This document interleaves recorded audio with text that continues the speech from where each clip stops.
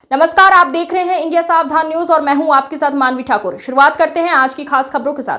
वाराणसी से एक भावुक कर देने वाला बयान सामने आया है। केंद्रीय मंत्री शिवराज सिंह चौहान ने आपातकाल की बरसी पर अपने उस संघर्ष को साझा किया जो देश के लोकतंत्र की रक्षा में उन्होंने झेला था। शिवराज सिंह चौहान ने बताया कि कैसे मात्र 16 साल की उम्र में उन्हें हथकड़ी पहनाई गई, प्रताड़ित किया गया और जेल भेज दिया गया। उस दौर की यातनाओं को याद करते हुए उन्होंने कहा कि वही पल उनके राजनीतिक जीवन की शुरुआत बन गया।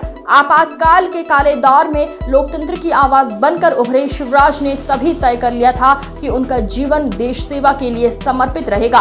उनका ये अनुभव न केवल प्रेरणादायक है बल्कि देश के युवाओं को लोकतंत्र की असली कीमत समझाने वाला भी है। अतिथि नहीं हूं।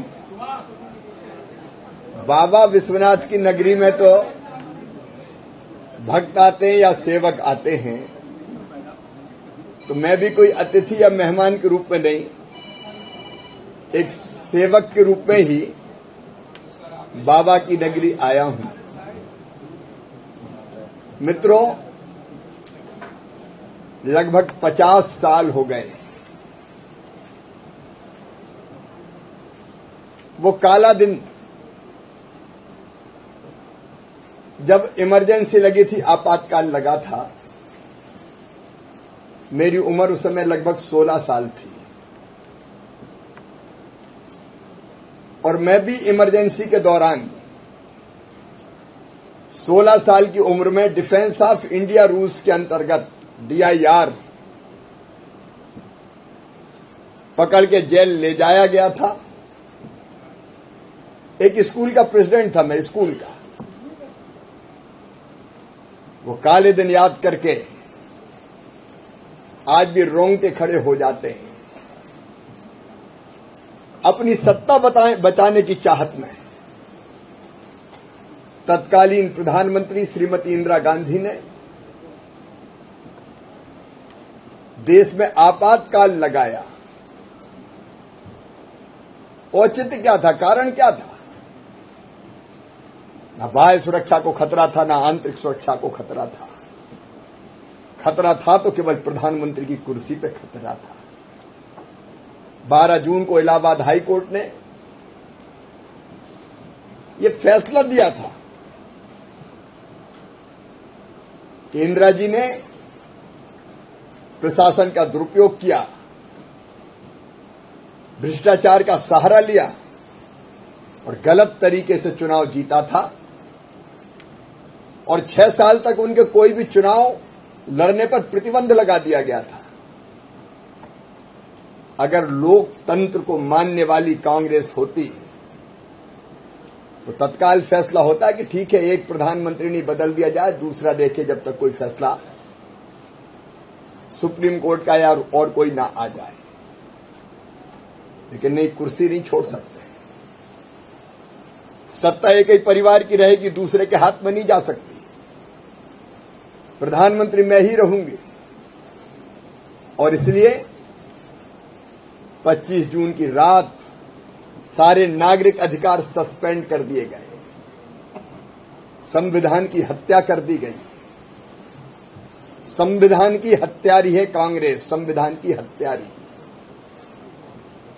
नागरिक अधिकारों को सस्पेंड कर देना, मौलिक अधिकारों को छीन लेना, ये संविधान की हत्या है।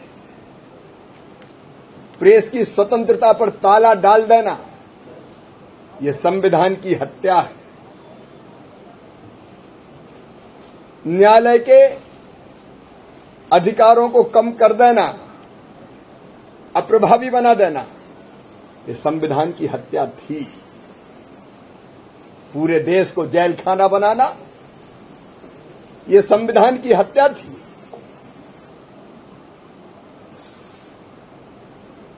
लोकतंत्र की धज्जियां उड़ा दी गई। कैसा लोकतंत्र, काय का लोकतंत्र? सारे विपक्षी दल और स्टूडेंट्स तक जेलों में ठूंस दिए गए केवल कुर्सी बचाने के लिए। जहां संविधान की प्रति हाथ में लेकर घूमते हैं उनको जवाब देना पड़ेगा। अगर सनक आई कि तुर्कमान गेट पर घर तोड़ दिए जाएं, तो जनता बुलडोजर से रौंद दी गई थी और अगर किसी ने विरोध किया तो गोलियों से छलनी कर दिए गए थे। लोगों की हत्या लोकतंत्र में होती है। ये जनता पर गोली नहीं चली थी, ये संविधान की हत्या थी। नसबंदी जिस ढंग से हुई, बूढ़ों की नसबंदी कर दी गई, कुंवारों की नसबंदी कर दी गई, कोई अपील नहीं, कोई वकील नहीं, कोई दलील नहीं। ये संविधान की हत्या थी। संविधान की हत्यारी है कांग्रेस। कांग्रेस को संविधान के प्रति रखने का अधिकार नहीं है। वो काले दिन आज तक याद है। तानाशाही कांग्रेस के डीएनए में है। जब उनकी सरकार होती है, स्वर्गीय मनमोहन सिंह जी प्रधानमंत्री थे, कैबिनेट का एक फैसला हुआ तो उस फैसले की प्रति को जब प्रधानमंत्री विदेश में थे तब प्रेस के सामने फाड़ के केवल एक कागज को नहीं फाड़ा था, संविधान की धज्जियां उड़ाई गई थी। ये संविधान की हत्या थी। ये संविधान की हत्यारी कांग्रेस बात भारतीय जनता पार्टी की करती है। हमारे प्रधानमंत्री श्रीमान नरेंद्र मोदी जी वो संविधान को जीते हैं, लोकतंत्र को जीते हैं, संविधान का आदर करते हैं। और इसलिए प्रधानमंत्री बनके अगर वो संसद की सीढ़ियां चढ़े तो सबसे पहले उन्होंने मत्था टेका। वहां वो केवल ईंट और गारे के भवन के सामने मत्था टेकना नहीं था, वो लोकतंत्र के पवित्र मंदिर के सामने मत्था टेका था। संविधान के आदर की भावना, लोकतंत्र का आदर, ये प्रधानमंत्री नरेंद्र मोदी जी है जो लोकतंत्र को जीते हैं। और इसलिए संविधान दिवस आजाद भारत में, स्वतंत्र भारत में मनाने का काम किया तो प्रधानमंत्री श्रीमान नरेंद्र मोदी जी ने किया। लोकतंत्र भारतीय जनता पार्टी के स्वभाव में है। प्रधानमंत्री श्रीमान नरेंद्र मोदी जी ने एक टीम बनाई, टीम इंडिया। इसमें प्रधानमंत्री और केंद्रीय मंत्री अकेले नहीं, किसी भी दल के मुख्यमंत्रियों उनको शामिल किया और नीति आयोग का गठन किया। इस संविधान की मूल भावना का आदर है। जब देश कभी संकट में आया तो विपक्षी दलों के सांसदों को भी प्रतिनिधिमंडल में शामिल करके दुनिया में भेजा। ये संविधान की मूल भावना का आदर है। लोकतंत्र का अपमान करने वाली कांग्रेस को आज मैं कहता हूं देश से माफी मांगनी चाहिए।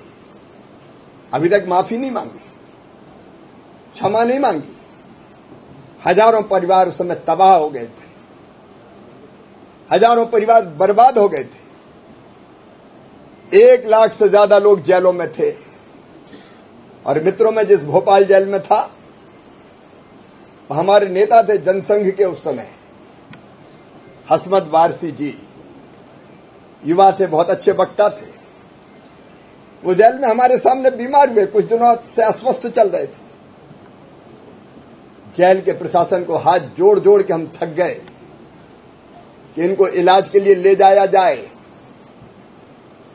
उनको जेल के बाहर इलाज के लिए नहीं ले जाया गया और अंततः उन्होंने तड़प तड़प के दम तोड़ दिया। खून की उल्टियां हुई और जब ले जा रहे थे अस्पताल तब उन्होंने अंतिम सांस ले ली।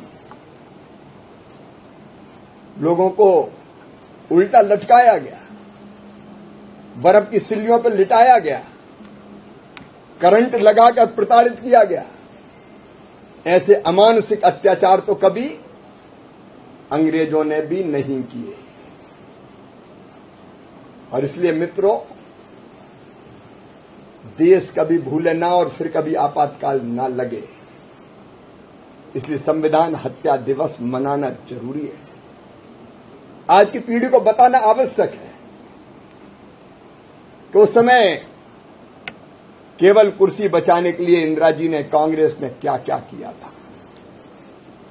और इसलिए हम संविधान हत्या दिवस मनाते हैं ताकि सनद रहे और फिर कभी ऐसा काला दिन ना आए, लोकतंत्र बचा रहे, लोकतंत्र सुरक्षित रहे, ये जरूरी है। क्योंकि लोकतंत्र भारत में आज से नहीं है, अनादिकाल से भारत ने लोकतांत्रिक भावनाओं का आदर किया है और लोकतंत्र की जननी है भारत। प्रधानमंत्री जी कहते हैं मदर ऑफ डेमोक्रेसी। यहां लोकतंत्र जीवित रहेगा, लेकिन कांग्रेस को फिर एक बार संविधान हत्या दिवस पर कांग्रेस के अध्यक्ष हल्ला मचा रहे हैं, लेकिन वो ही बता दें कि कांग्रेस में कहीं लोकतंत्र है क्या? कांग्रेस अध्यक्ष कांग्रेस नहीं चलाते, आज भी एक परिवार कांग्रेस चला रहा है। नकली चेहरा सामने आए, असली सूरज छुपी रहे। एक परिवार की तानाशाही आज भी कांग्रेस में चल रही है। तो हमसे जवाब मांगने के बजाय खड़गे साहब की खुद की हैसियत कांग्रेस में क्या है, पहले इसका जवाब दे दे। लोकतंत्र का सम्मान रहे, लोकतंत्र आगे बढ़े। मैं देखता हूं प्रधानमंत्री श्रीमान नरेंद्र मोदी जी को काम करते हुए। भारत की कैबिनेट का मैं भी सदस्य हूं। एक एक मंत्री से पूछते हैं प्रधानमंत्री जी कुछ कहना है जरूर कहिए, और सबके कहने के बाद जो मूल भावना होती है उसका आदर करते हुए मैंने प्रधानमंत्री जी को देखा है। लोकतंत्र सीखना है तो प्रधानमंत्री श्रीमान नरेंद्र मोदी से सीखे कांग्रेस। हम लोकतंत्र, भारतीय जनता पार्टी जीती है, लोकतंत्र की भावनाओं का आदर करती है, लेकिन कांग्रेस ने जो किया उसके लिए मैं फिर दोहरा रहा हूं, नाक रगड़ के देश से कांग्रेस को माफी मांगना चाहिए कि हमसे ये ऐतिहासिक गलती हुई थी। धन्यवाद। मंत्री जी आज आप काशी में हैं और काशी की धरती के राजनारायण जी ने इंदिरा गांधी के चुनाव को चुनौती दिया था, जिसके कारण उनका चुनाव अवैध घोषित हुआ था। आप जहां बैठे, यहां से 15 किलोमीटर दूर पे गंगापुर उनका गांव है, स्थान है।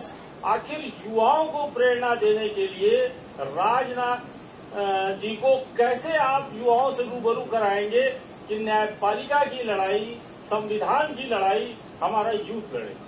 मैं स्वर्गीय राजनारायण जी के चरणों में प्रणाम करता हूं।